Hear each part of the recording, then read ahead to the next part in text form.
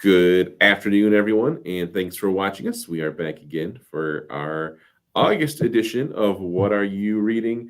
And I am here with two of our librarians, actually over this way, Chris and Nancy. How are both of you doing today? Good, thanks. We'll have a pretty quick one here today, I think, but we can go ahead and get started. We have a few books we like to talk about. As always, while we are talking, if you are watching this live and you want to join in and let us know what you think of these books, if you read them, or just let us know what you have been reading, feel free to leave a message in the comments so we can respond to that. But let's go ahead and dive in. Chris, what do you want to talk about first? I'm going to talk about Take My Hand by Dolan Perkins Valdez today. This is historical fiction. It's based on true events that happened in post-segregation Alabama in the 70s. It is told to us by Sybil Townsend. She's a young Black nurse who has just graduated from nursing school, and she wants to make a difference in her African-American community. So she gets her first job working for the Montgomery Family Planning Clinic. And she's not there but maybe a month or two, and she becomes witness to some horrifying events that she desperately tries to undo. In the description, they call her a whistleblower, and that's probably fairly accurate also. So it's the entire story is narrated by Sybil, pretty much as she's an older getting ready to retire. She's actually a doctor now, so she goes by Dr. Townsend, and she spent her whole career as a nurse and then as a doctor. The story has a lot of hard-hitting topics in it, from forced birth control and poverty to I don't know how you describe it, but being forced to have a surgery that you didn't know about or didn't plan or didn't want on young people. I think this is a really good book selection choice for book clubs that aren't shy about tackling some tough subjects. There's a lot going on in the book because we're hearing about this based on true events that happened in the 70s in rural parts of Alabama.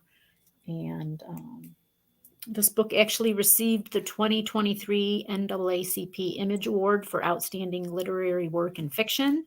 It also received the 2023 Prize for Fiction from the Black Caucus of the American Library Association. And it has recently received the Silver Gavel Award from the American Bar Association. It is Perkins Valdez's third historical fiction novel. I've read all three. I still think her first book is the best, and that's Wench. I think I've talked about that before.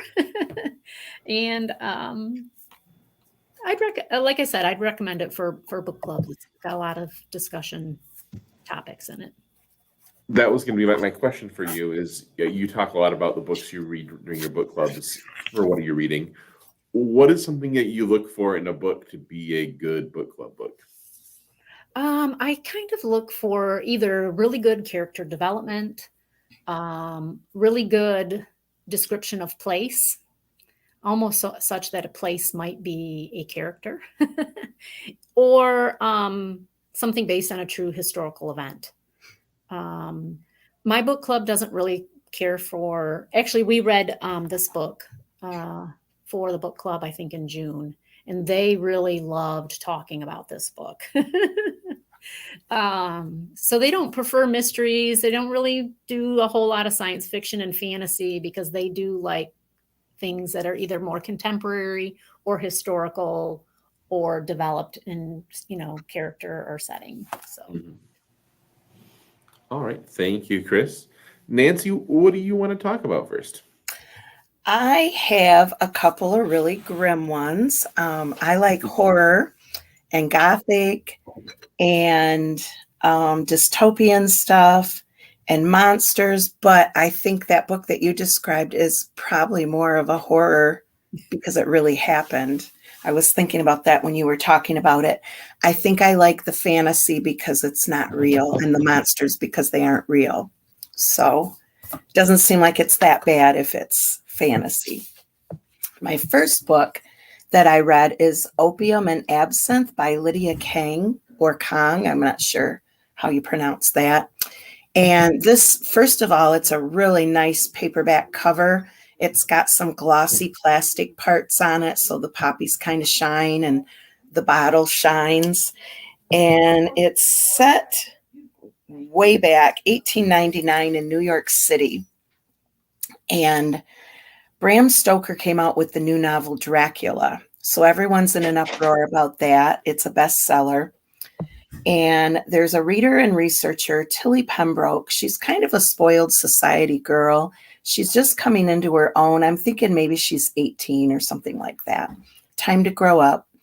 And she's got a best friend sister, an older sister, who is found dead. So that's how the book starts you off. So it's going to be a mystery. The body was completely drained of blood, and there are 2 puncture marks in her neck. So, of course, the Dracula story is figuring into this. It's very dark, and it's dark anyway because in New York City, 1899, that was a gloomy time anyway. It's very dirty, very dark and drab.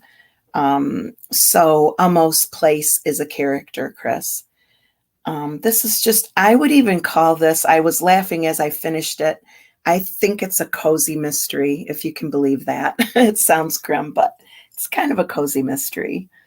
And it was really good. And it's short. It doesn't take too long. Goodreads gives it a 3.95. And I just really enjoyed it. What first drew you to this book, Nancy? The cover, for sure. I saw the cover and I love poppies and it just looks so dark. I just love the cover. I was going to say it had to be the cover because The that cover is like art. Yeah, it's good. Yeah. Awesome. Thanks, Nancy. All right, Chris, what's your other book you want to talk about today? My other book today is The Librarianist by Patrick DeWitt. And I have to be honest, I'm currently reading it. I started it on my trip to the Upper Peninsula. And I'm only about a third of the way in. So that being said, the first section is very good. It reminded me of the writing style of the Thursday Murder Club. It's an eclectic cast of characters minus the mystery. They're doing their thing. It's really fun. When you get to the end of the first section, a little bit of a plot twist that I actually didn't see coming. So that was super awesome. I had high hopes for this book. And then I got into the second section where I'm not as interested and I'm super struggling here. So the story is about Bob Comet. He is a retired librarian who he's an introvert and he kind of lives by structure. So he's retired. He spends his day pretty much doing the same thing over and over. So he goes out to the store and he finds a confused elderly woman just standing in front of the store or inside the store. So he decides he's going to help her back to where she lives because she's wearing a lanyard that tells where she belongs.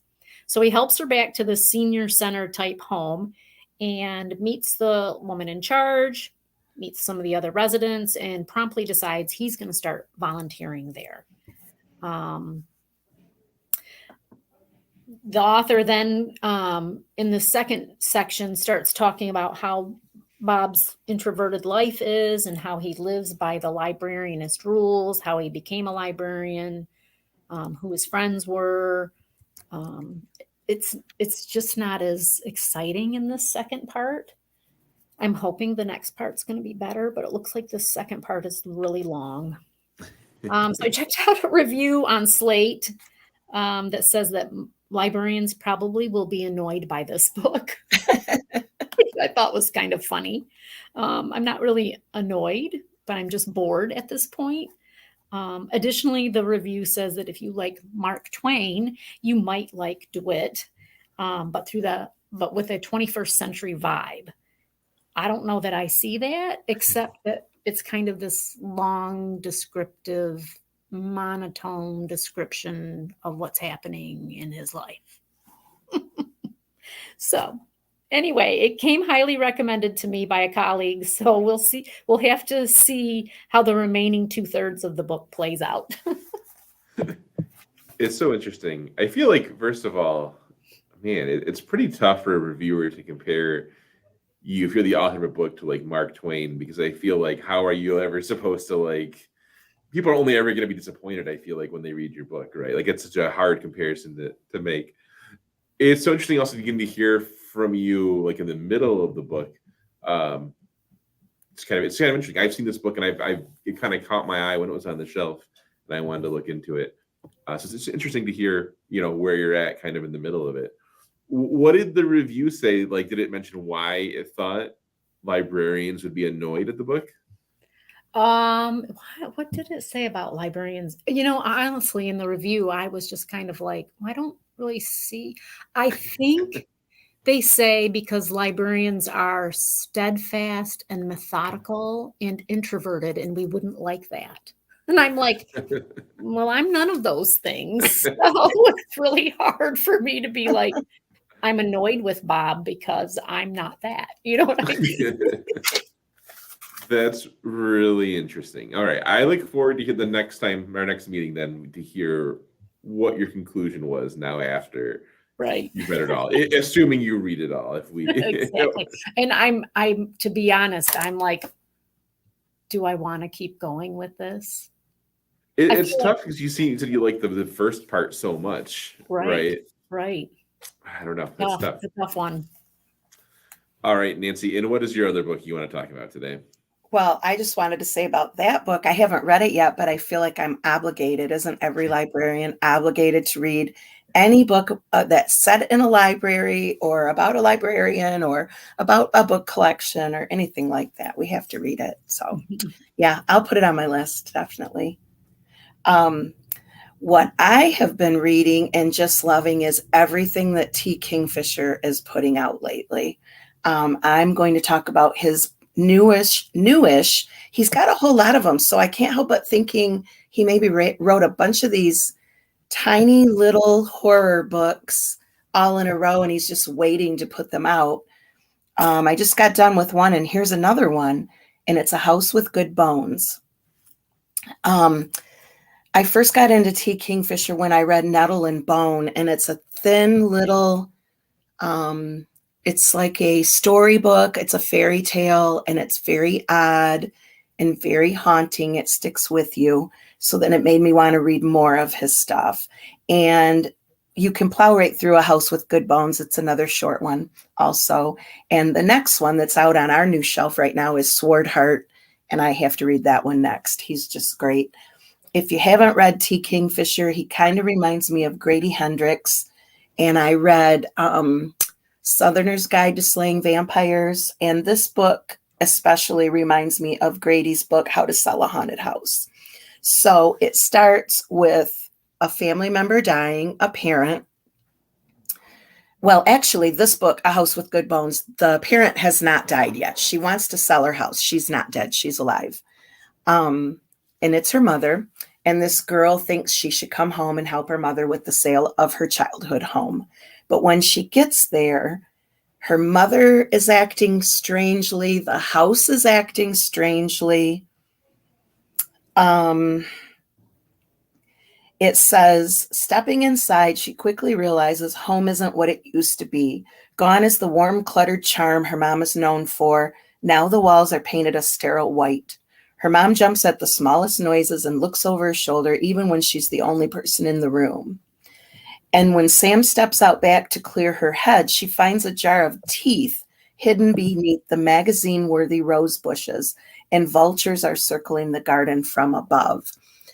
And what sticks with me is in this part of the South, they have a lot of vultures, and there are at least 30 vultures watching this house. She realizes as she comes and goes, the same vultures are there.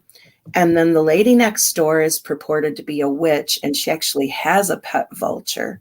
So it's just a weird, weird little story. And it's a quick one, 247 pages.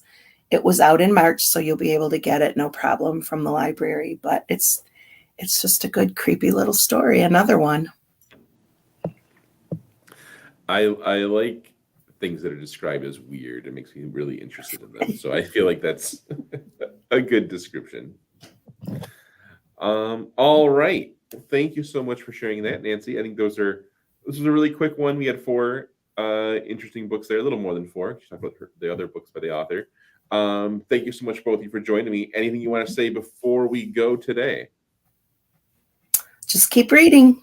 Oh, and if you have any recommendations for us, please share them in the comments, because I feel like I'm in a little bit of a lull right now. So I'd love a really good book. All right. And we're looking forward to hearing about the second part of Chris's review next month. So that's our little cliffhanger to come back and see what Chris thought of at the end. Thank you so much, everyone, for watching, and we'll sign off for now, and we'll be back next month. Thank you so much, and goodbye. Thank you.